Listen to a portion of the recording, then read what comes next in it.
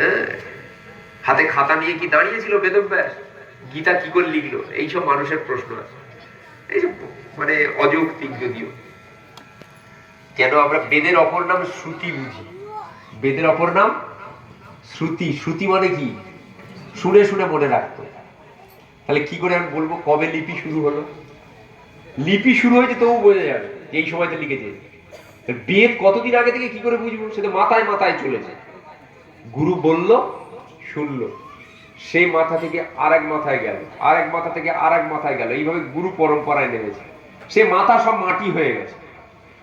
লিপিটা নয়, বোঝা যাবে এতদিনের লিপি। সে এখন বৈজ্ঞানিক অনেক প্রমাণ আছে, তার দ্বারা পাওয়া যাবে কত কোটি বছর আগেকার। ওগুলো বুঝবেন কি করে, তাই না? এই সবগুলো বলে লোকে। ঠিক তেমনি এই করচা, এই ডায়েরি লেখা গুলো দেখে কৃষ্ণদাস কবিরাজ বলুন আর বৃন্দাবন দাস ঠাকুর বলুন, বৃন্দাবন যদিও আগের ছিল, মহাপ্রভু সম